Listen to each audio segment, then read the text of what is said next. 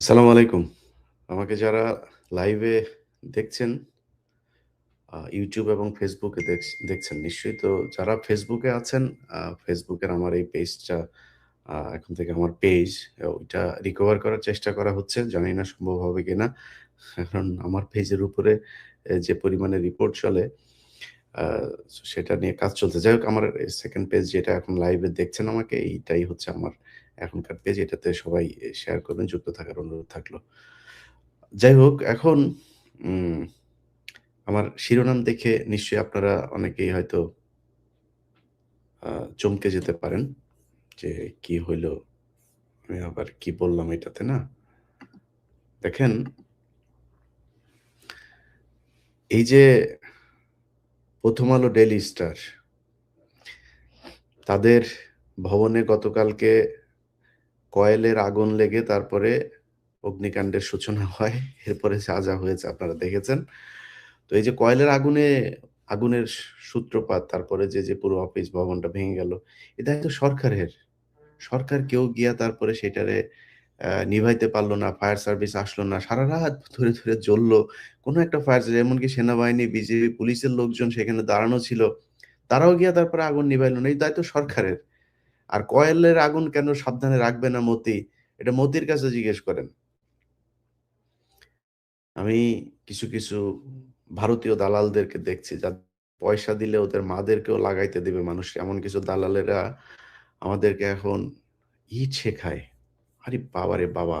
বিশাল ব্যাপার। তারা বিরাট আকারের বিরোধী, চেতনা বিরোধী। মানে চেতনাপন্থী। বিরাট আকারে তারা সুশীল। আরে বাবা কি সুশীল রে ভাই! 'প্রথম আলো' এগুলোর ব্যাপারে মব সৃষ্টি করা হচ্ছে, বিশৃঙ্খলা সৃষ্টি করা হচ্ছে। তোরা একটা সিটিং প্রধানমন্ত্রী, একটা দেশ তো, তাই না? একটা দেশের প্রধানমন্ত্রী না? শেখ হাসিনা তো প্রধানমন্ত্রী ছিল। তো তোরা শেখ হাসিনারে কেন সরায় দিলি? আচ্ছা শেখ হাসিনা তো এমনি ভেগে গেল, তাই না? শেখ হাসিনা ভেগে যাওয়ার পরে এই গণভবনটা কেন ভাঙতে হইল? গণভবনও নয় শেখ হাসিনা ওইখানে থাকতো, ভাঙলাম কোনো সমস্যা নাই। সংসদ ভবনটা কেন ভাঙতে হইল? সংসদ ভবনটা পাকিস্তানিরা তৈরি করে দিয়ে গিয়েছিল গরিব একটা দেশের এই অর্থনীতির মাঝখানেও এত সুন্দর একটা মানে এই কি বলে নকশার একটা ভবন এখানে তৈরি করল। ভবনটা কেন এইভাবে ভিতরে গিয়ে এভাবে লুটপাট, ভাঙচুর এগুলি করলেন? এই হাদি, এই কয়দিন আগে হাদি কি করেছে মনে আছে আপনার? কয়দিন আগে এই যে ১৩ তারিখে আপনার দিল। আওয়ামী লীগ একটা ওই যে দিল না? কি বলে ওইটা? আ লকডাউন দিল।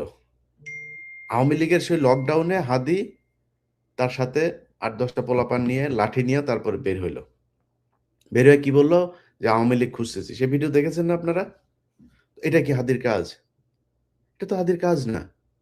দেশে আইনশৃঙ্খলা বাহিনী আছে। আওয়ামী লীগ যদি কোন সন্ত্রাসী কার্যকলাপ করে তাহলে হাদির কাছে কেন সেই দায়িত্ব যাবে? হাদি কেন এটা করবে? তার মানে হাদি সন্ত্রাসী ছিল। তাহলে এখন কি হাদির বিচার করবেন? যারা গণভবন ভেঙেছে তাদের বিচার করবেন? সংসদ যারা ভেঙেছে তাদের বিচার করবেন? সমস্যাটা কোথায় হয়েছে আপনাদেরকে বলি এখন। এখানে কিছু সমন্বয়ক ছিল। এমন সমন্বয়ককে চিনি যার বাপকে চান্দা আব্বাস ডেকে নিয়ে বলেছে, "ভাই, আপনি সরাসরি কেন পোলাপানের কাছ থেকে টাকা চান?" আমার কাছে অডিও আছে। "আপনি পোলাপানের কাছ থেকে সরাসরি কেন টাকা চান? ভাইজান আপনার যদি কিছু লাগে তাহলে আপনি আমাদেরকে জানায়েন।" মানে চান্দা আব্বাস যেই সিস্টেমে চান্দাবাজি করে ওই সিস্টেমে চান্দা এখন নতুন তো হঠাৎ করে পেয়েছে। ছেলে বিশাল বড় এক সমন্বয়ক। বাপ চান্দাবাজি শুরু করেছে ওপেনে পোলাপানে ৳৫,০০০ নেয়। ওর কাছে ৳৫,০০০ বিশাল ব্যাপার। এখন তো একেকজন রাজপুত্র বিশাল রাজার পূর্ব পরম্পরায়, বংশ পরম্পরায় তারা হাজার কোটি টাকা নবাবী বংশের সব কয়জন সমন্বয়ক। উনারা এখন গিয়া 'প্রথম আলোর' অফিসে যায়া তারপরে আরে বাবারে বাবা! নতুন পাঞ্জাবি পইড়া তারপরে যায়া বয়ান দেয়। এরে বেটা তোদেরকে বলছিলাম যে, "ভাই তোরা এই একটা আন্দোলন করছিলি। এই আন্দোলনে কে কেমনে ঢুকছে?" এইখানে কারো বিরুদ্ধে অনেক রেকর্ড আছে ভাই। এই ইয়েকে ওবায়দুল কাদেরকে বর্ডারে পাস করে দিয়ে আসার অভিযোগও তো ওনাদের অনেকের বিরুদ্ধে উঠেছে। সেগুলো জবাব পেয়েছি নাকি আমরা? বলে জবাব দেন। ওনারা এখন সুশীল হয়ে তারপরে টাকা পয়সা তো কিছু হয়েছে। ৫ জন, ৬ জন, ৭ জন এই যে কয়জন এখন আসেন সামনে, উনারাই খালি জুলাই যোদ্ধা। আর সেই জুলাই যোদ্ধারা কই?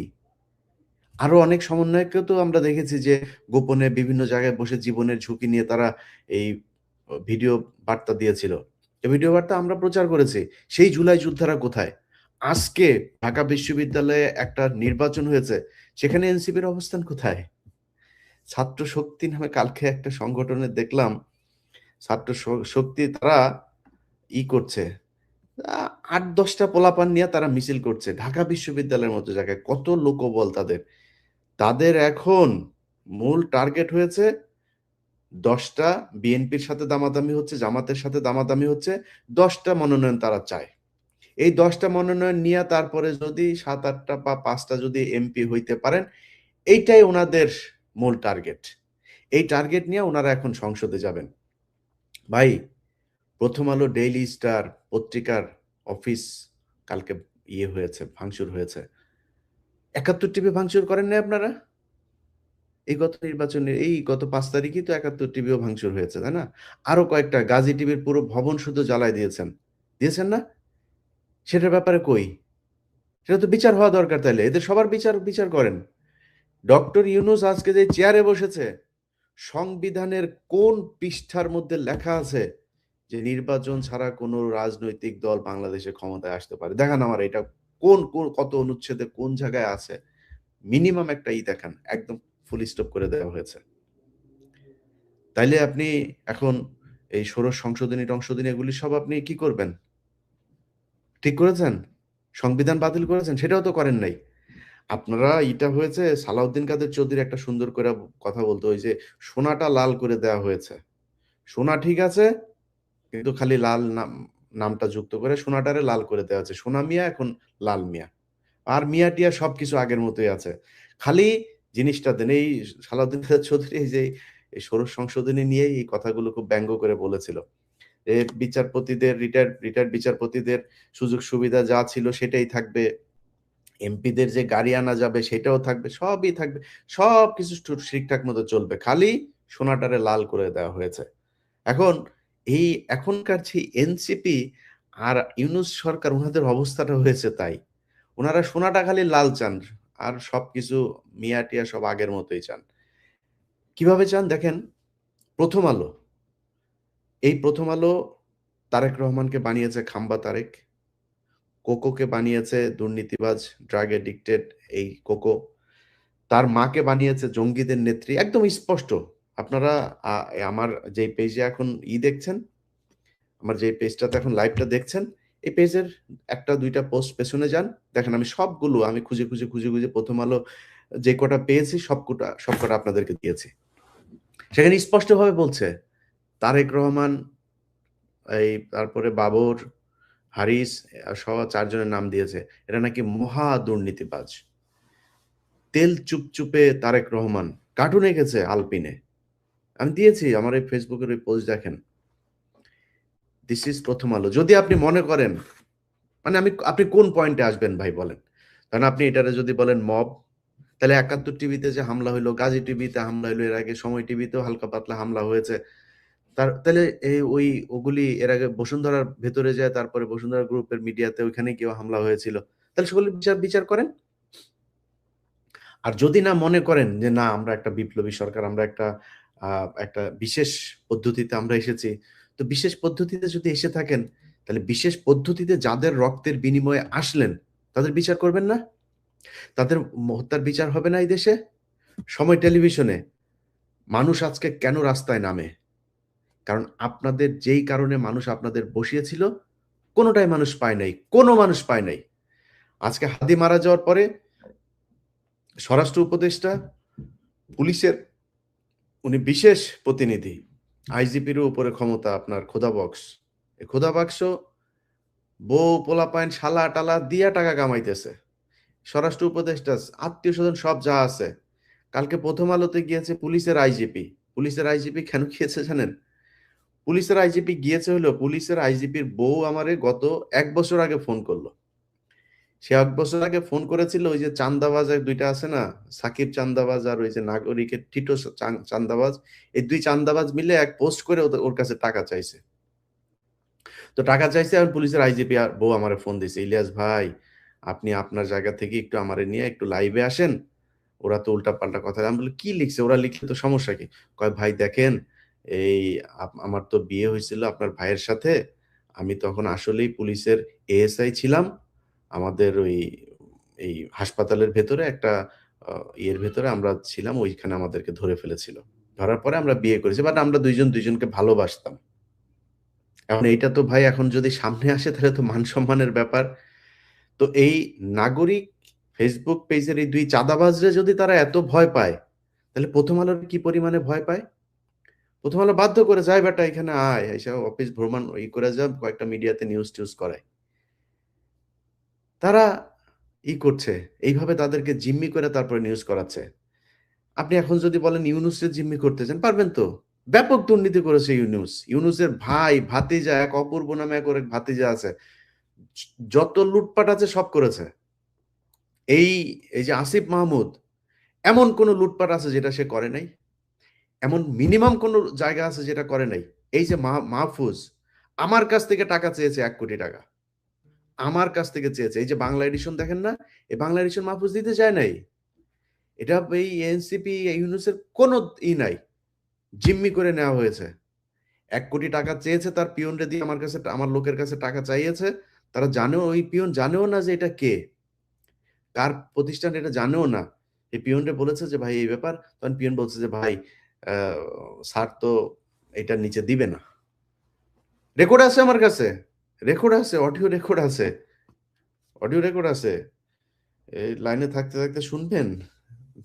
পরে শোনাবো না। এটা খুঁজে আমার অনেক সময় লাগবে। আমি কনসেনট্রেট করতে পারব না। এইভাবে তারা করেছে।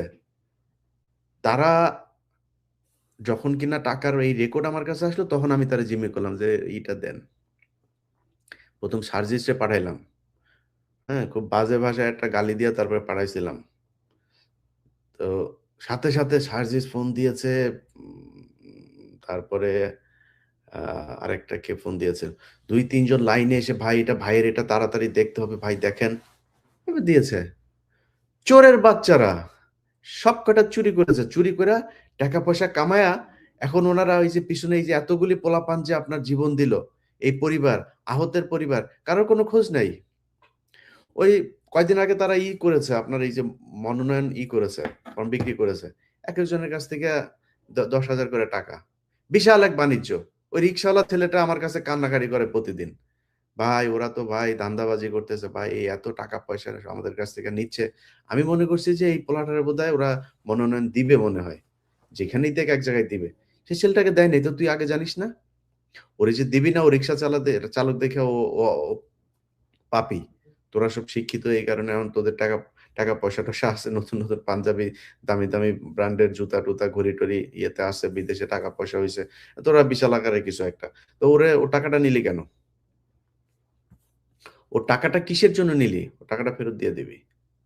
নাহলে কিন্তু রিক্শাওয়ালারে আমি কিন্তু লাইভে নিয়ে আসবো। টাকা ফেরত দিয়ে দিবি আরামসে।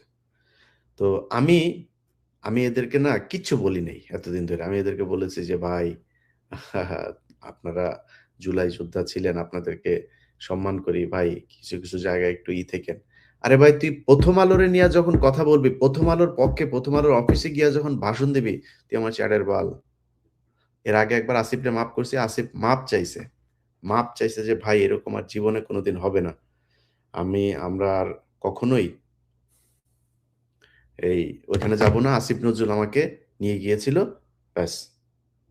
এটা বলে মাফ করে দিলাম।" আবার সে কালকে আবার ফের সে একই কাজ করেছে। তো তোদের মাফ করে দিব এখন? এখন মাফ করে দিব? তো ১ম আলোর বিষয়টা বলে আপনাদেরকে শেষ করি। সেটা হলো ২১শে আগস্টের গ্রেনেড হামলা। এই ১ম আলো নিউজ করেছে। আমার যে Facebook পেজে লাইভ চলছে সেখানে যান। গিয়া দেখেন সেই সেই আছে। সেই লাইভে সেই ইয়েতে তারা কি বলেছে? যে খালেদা ছিল। আপনাদেরকে কিছু দেখাই একেক করে, হ্যাঁ? আচ্ছা। এটার পড়েন। শিরোনামটা পড়েন। তাজউদ্দিনকে পাকিস্তানে পাঠায় ডিজিএফআই, জানতেন খালেদা। প্রথম আলোর নিউজ। আচ্ছা,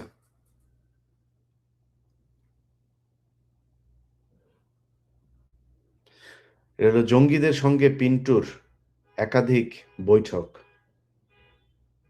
প্রথম আলো।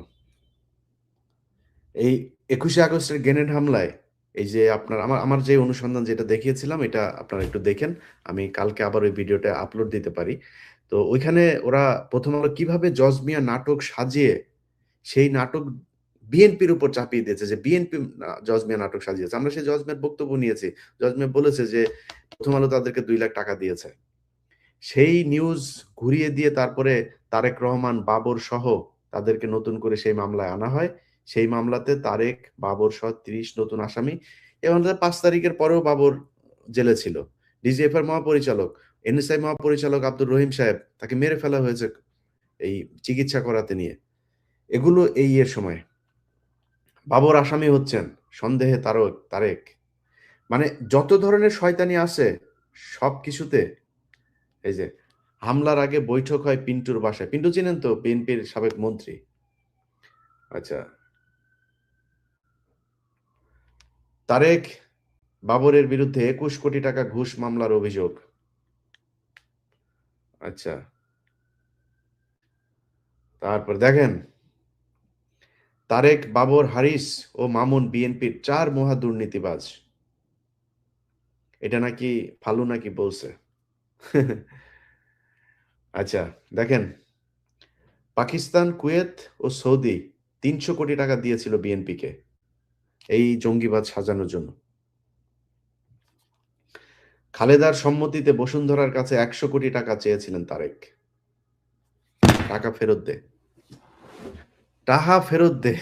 এই যে টাকা যে এই পাকিস্তানের কাছ থেকে নিয়েছি জঙ্গিরা, তারপরে ইয়ের কাছ থেকে বসুন্ধরার কাছে টাকা ফেরত দে আগে। ধাপ করে যায়া প্রথম আলোর অফিসে গিয়া বিবৃতি দিয়া দেন আপনারা। তাইলে সেগুলির হিসাব দেন। একটা পত্রিকার অফিস, এক তো আপনারা আগে ভেঙেছেনই। এখনকার কথা যদি বলি, একটা পত্রিকার অফিস বড় নাকি ৫০০ মানুষের জীবনের দাম বড় আমারে বুঝান। কোনটা বড় আমারে বলেন? পত্রিকা অফিসের এই প্রথম আলোতে এই যে মতি, টিপু সুলতান, মহিউদ্দিন এরকম কয়েকজন আছে। এরা সরাসরি রয়ের সাথে মিলে যাদেরকে গুম করা হইতো তাদের কাছে যাইতো। তাদের গোপন জায়গায় যেখানে অজ্ঞাত জায়গায় কেউ জানে না তাদেরকে তখন অ্যারেস্টও দেখানো হয় নাই। অ্যারেস্ট ধরে নিয়ে যাওয়ার ৬ মাস পরে গোপন কোনো জায়গায়, কোন জায়গায় সেটা তারাও জানে না এখনো। সেইখানে ভারতীয় রয়ের স্টেশন ম্যানেজার থাকতেন, ইন্ডিয়ান হাই কমিশনের অফিসের লোক থাকতেন, সন্তোষ শর্মা থাকতেন, মতি থাকতেন। মতির অফিস থেকে ভিডিও কনফারেন্সে তাদের সাথে যুক্ত করা হইতো। টিপু সুলতান নিজে থাকতেন, মহিউদ্দিন থাকতেন। মিথ্যা কথা বানায়ে মেজর জিয়াকে করা হয়েছে। হয়েছে না? এই কাজগুলো তারা করে তারপরে মানুষকে হত্যা করেছে। ২১শে আগস্টের ঘটনার পর কয়জন মানুষকে, এই যে মুফতি হান্নান, একটা নিরীহ নিষ্পাপ একটা মানুষ, মানুষের ফাঁসি দেওয়া হয়েছিস তোরা। এই প্রথম আলোর কারণে তাদের বিচার হবে না। বিচারের ঊর্ধ্বে তাদের বিচার হইতে দেওয়া যাবে না। যাদেরকে সুন্দর সুন্দর জুতা জামা দিয়া তারপরে নবাবের নাতি-টাতি বানানো হয়েছে তাদের সমস্যা নাই। এই দেশের মানুষের সমস্যা আছে প্রথম আলোতে। আপনাদের কাছে অনুরোধ থাকবে, প্রথম আলোর প্রকাশনা আবার যদি শুরু হয়ও, প্রথম আলো পত্রিকা এই কয়দিনের ভেতরে যে ব্রেকডাউন হবে এর মধ্যে আপনারা নতুন পত্রিকা নিবেন। আমার দেশ নেন। অনেক পত্রিকা আছে। প্রথম আলো নিবেন না। প্রথম আলো পত্রিকা থেকে বের হয়ে আসবেন। প্রথম আলো সহ এই বিপ্লব যেই কারণে হয়েছিল, আজকে মানুষরা আপনারা মাঠে নামলে বলেন মব। যে মানুষগুলো মারা গিয়েছে ২৪ সালে, এই মানুষগুলো মারা যায় নাই? মিথ্যা কথা নাকি এটা? মামলার আসামিরা বাইরে ঘুরে কেন? পেট ভরে গিয়েছে এজন্য এটা নিয়ে আর এখন কথা বলতে মনে চায় না? পেট ভরে গিয়েছে? ভাই তোমরা কি?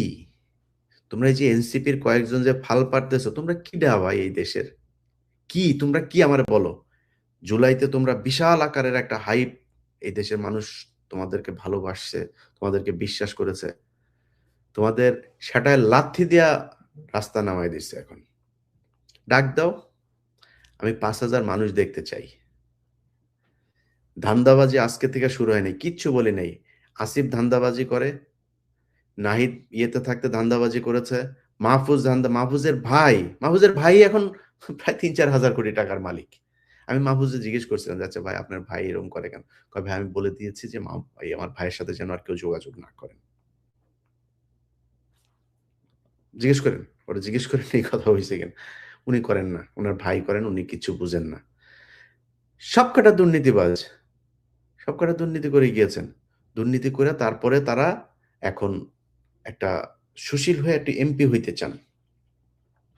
ওটা আমি ওরে জিজ্ঞেস করলাম যে এই যে যেদিন বাংলা এডিশনের উদ্বোধন, সেদিন এই হাসনাত, সারজিদ ওদেরকে কিন্তু আমি বিশাল সম্মান দিয়েছি ভাই। ওরা বিএনপির এত বড়, বড় নেতারা, আমির খসরু ভাই, তারপরে অনেক বড়, বড় নেতারা গিয়েছেন। জামাতের প্রায় পুরো টিম, জামাত মানে ঐদিন আমি তো আসলে এখানে থেকে অ্যারেঞ্জমেন্ট করতে পারিনি। জামাতকে একটা অপমান করা হয়েছে সেদিন। আমিও জামাতের এই ভাই-টাই সবাই গিয়েছিল। মানে জামাতের খালি আ আমির, নায়েবে আমির বাদে সবাই গিয়েছিল সেদিন। ওগুলো ঠিকমতো আমি আপ্যায়নও করতে পারিনি। এদের চোদনে। জুলাই যোদ্ধার বাবা এই সেই এদেরকে দিয়েই আমরা উদ্বোধন করিয়েছি। ঐদিন এই হাসনাত, সার্জিস এদেরও আসার কথা ছিল। আসিফ আগের দিনও বলেছে আসবে। মাহফুজ দেখবে। আসে নাই পরে যদিও। যাই হোক, তো তারা আসার কথা বলে পরে আর আসলো না। মারামারি হইল গোপালগঞ্জে। তো আমি প্রোগ্রাম-টোগ্রাম বাদ দিয়ে যখন শুনলাম ওইখানে হামলা হয়েছে, আমি বললাম যে, "ভাই কি সমস্যা? ওইখানে কি হইছে?" ওরা বলছে, আমি বললাম, "তো আপনারা লোকজন নিয়ে যাবেন না? আপনারা ব্যাকআপ নিয়ে যান নাই?" "লোকজন কোথায়?" কয়, "ভাই লোকজন তো আমরা আনতে পারিনি। আমাদের ফান্ডের সমস্যা।" বললাম, "ফান্ড কেন?" তার ১ সপ্তাহ আগে কথা হয়েছে আমার সাথে। এই আসিফ আর মাহফুজ টাকা কামাবে, সেই টাকা ওরা নাকি নির্বাচন করতে খরচে লাগবে। হ্যাঁ? সার্জিসের মুখের ভাষায়।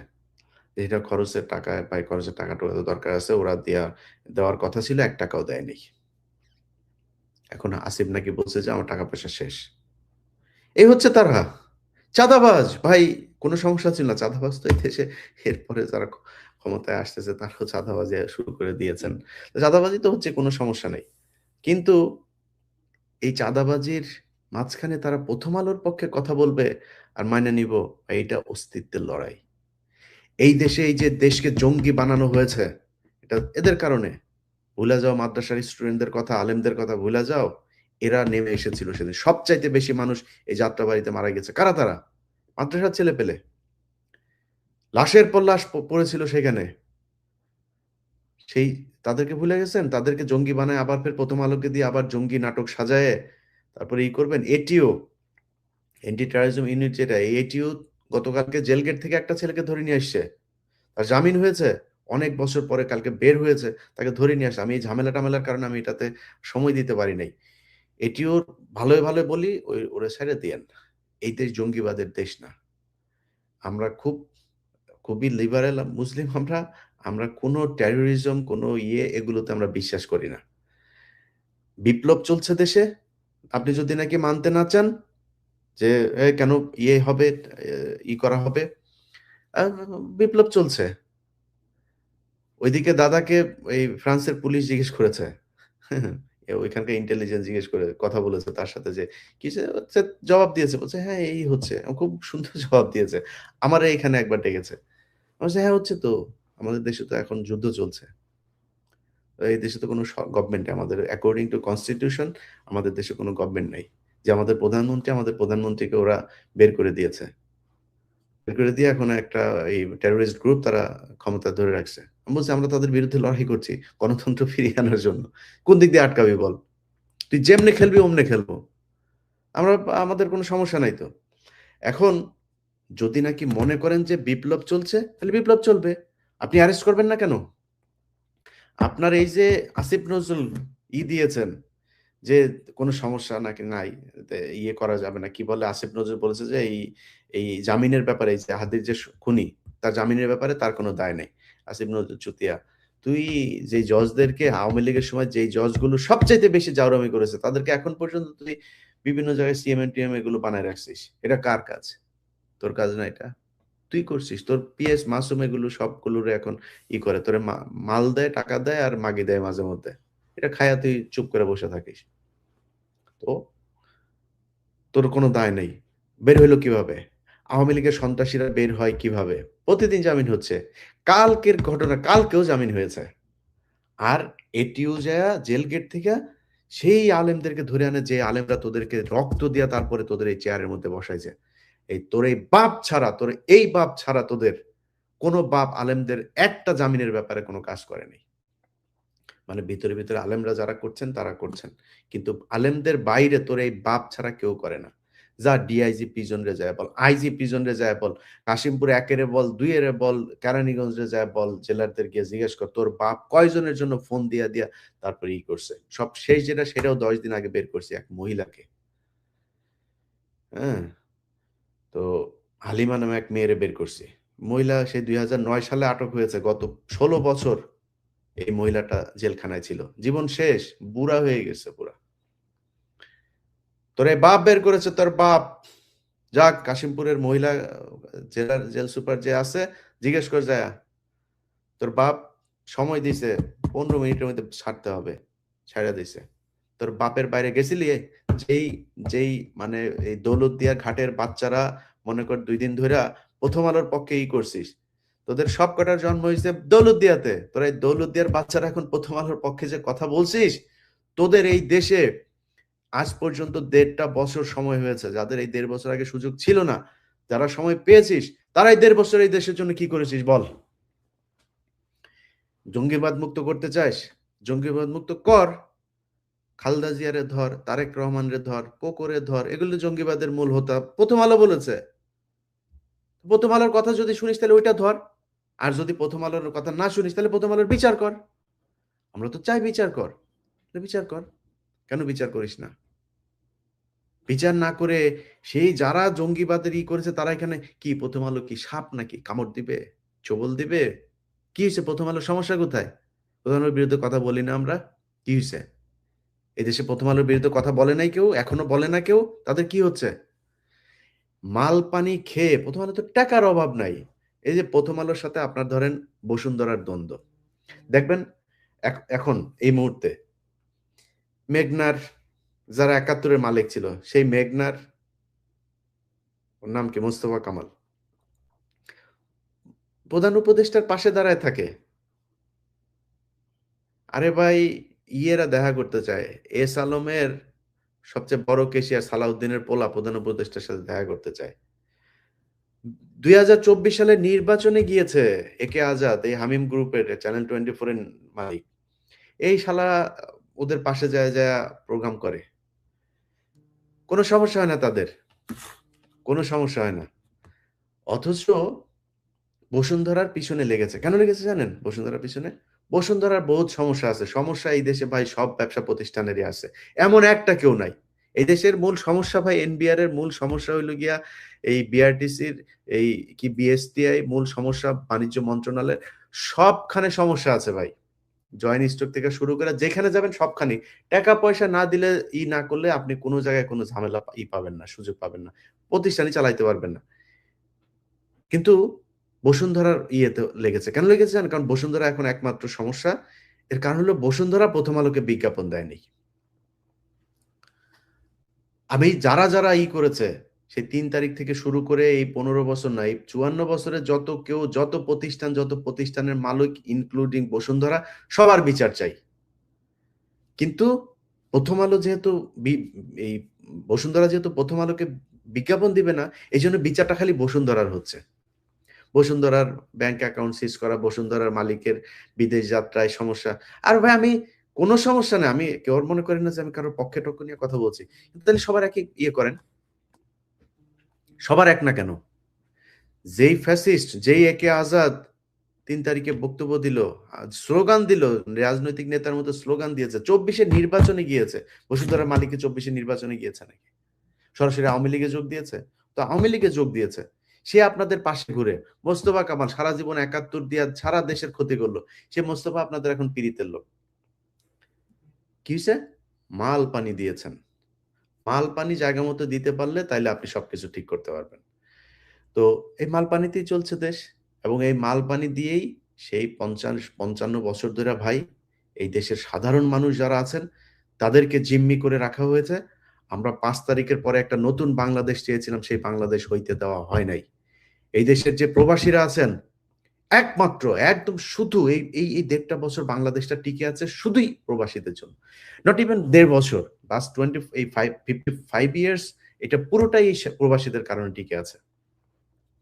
মনে আছে না? না খেয়ে থাকতো ভুকা নাঙ্গা জাল জিয়াউর রহমান আইসা তারপরে এই বিদেশে লোক দেওয়া শুরু করল। তার আগ পর্যন্ত এই দেশের মানুষ না খেয়েই থাকতো। এই হইছে অবস্থা। সেই বিদেশের লোকগুলোরে কি সুযোগ সুবিধা দিয়েছেন? মালয়েশিয়াতে লোক পাঠাইতে সিন্ডিকেট ছিল আওয়ামী লীগের সময়। আসিফ নজরুল এসে সেই সিন্ডিকেট বানিয়েছেন। খালি মালিকগুলো চেঞ্জ করেছেন। তো পোলাপানের যাইতে ৫ লাখ, ৩ লাখ, ৪ লাখ সেটাই লাগে। আমার লাভটা কি হইল? আমারে ভাঙ্গাচুরা বাংলাদেশ বিমানের টিকেটে দিচ্ছেন সেইখানেও ৩-৪ গুণ টাকা বেশি নিয়ে আমারে টিকেট করতে হয়। এমন জায়গায় অন্য এয়ারলাইন্সের ইয়েও নাই, ফ্লাইটও নাই। মানুষ বাধ্য হয়ে যাইতে হয়। এগুলো করে রেখেছেন আপনারা। দালালি, পাসপোর্ট অফিস, ঢাকা মেডিকেল, চিকিৎসা খাত। কোন জায়গায় আমারে বলেন একটা জায়গায় ঠিক হয়েছে? কিন্তু বিপ্লবীরা চুপ হয়ে গেলেন, চুচিল হয়ে গেলেন। উনারা এখন সুন্দরভাবে দেশে এই পরিস্থিতি কোনো কিছু যেন সমস্যা না হয়। চোর বাটপারদের নিয়ে উনারা সংসার করবেন। একটু সংসদ সদস্য হবেন। একটা আ ইয়ে বুলেট প্রুফ গাড়ি-টাড়ি নিয়ে তারপরে উনারা ঘুরতে-টুরতে চান। এইটাই উনাদের মূল টার্গেট। তো এই টার্গেট নিয়ে যদি নাকি আপনারা তাদের পেছনে থাকবেন। আর যদি না থাকেন তাহলে আগামীকালকে হাদির লাশ দাফনের আগে এই ৫ তারিখের মানুষের যে রক্ত দিয়েছিল, সেই রক্ত যেই কারণে দিয়েছিল সেগুলো পূরণ করতে হবে। ১ নাম্বার হচ্ছে হাদির লাশ শাহবাগ চত্বরের আশপাশেই, সেটা হোক জাদুঘরের সামনে, কবি নজরুল ইসলামের কবরের সামনে অথবা সোহরাওয়ার্দী উদ্যান, এক জায়গায় দাফন হইতে হবে। এই শাহবাগ চত্বরের নাম এখন থেকে হবে হাদি চত্বর। বঙ্গবন্ধু এভিনিউ নাম যেটা আছে ওইটারে বঙ্গবন্ধু এভিনিউ করবেন। এই যে পাশে Bangabandhu medical college, Sheikh Mujib medical college বিশ্ববিদ্যালয়, এটার নাম হাদি মেডিকেল কলেজ করতে হবে। মেডিকেল বিশ্ববিদ্যালয় করতে হবে। এইভাবে যা আছে সব কালকের মধ্যে শেষ করতে হবে। সো এগুলো করে তারপরে হাদির লাশ দাফন দিতে হবে। তার আগে হাদির লাশ দাফন করা যাবে না।